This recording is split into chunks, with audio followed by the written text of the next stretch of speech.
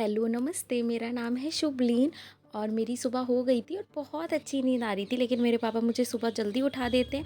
यहाँ पे मैं भगवान को थैंक यू बोल रही थी, जो भी उन्होंने हमें सारी चीज़ें दी हैं उसके लिए। और मैं हमेशा अपने लिए हर सुबह अच्छी अच्छी बातें बोलती हूँ। तो ऐसे मेरी सुबह होती है। यहाँ पे मम्मी ने मुझे कॉफ़ी दे दी थी। मुझे कॉफ़ी पसंद नहीं है, लेकिन मैं फिर भी कॉफ़ी पी रही थी। और फिर मैं यहाँ पे नहा ली थी। ये टी-शर्ट मेरे भाई की थी और मैं अपनी चोटी बनाने की कोशिश कर रही थी।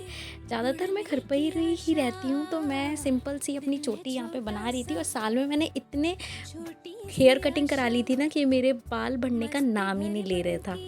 तो बस मैं अपनी सिंपल सी यहाँ पे चोटी बना रही थी, क्योंकि मुझे ये चोटी पसंद है, बिल्कुल सिंपल सी। इससे बाल भी बिल्कुल नहीं बिगड़ते हैं आपके, और ठीक भी लगती है।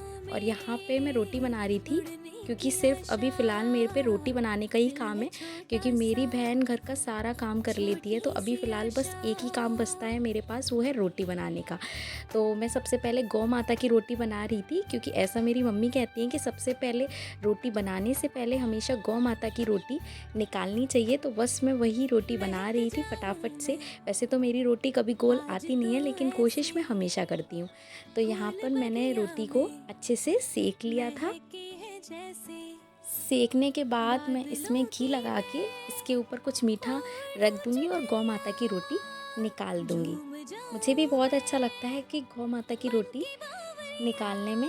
और यहाँ पे मैं अपने भाई की ड्राइंग बना रही थी। और शाम हो गई। शाम होते होते ये रिद्धि खुद ही अपने आप पढ़ने बैठ जाती है। इसे देखकर फिर मैं भी पढ़ने को बैठ गई थी और पढ़ाई में पूरा मन लगा लिया था। फिर उसके बाद ना कुछ अच्छा फील करने के लिए मैंने ओल्ड सॉन्ग सुने थे। दीदार से अब न होना रुखसत अपने दिलदार से, हर बिन तेरे एक लम्हा अब रह नहीं पाता है। ये इश्क मेरे अल्लाह कितना तड़पाता है। बेचैन शामों से है, बेचैन शामों से है, बस तुझे याद करता हूँ मैं रात भर, बस तुझे याद कर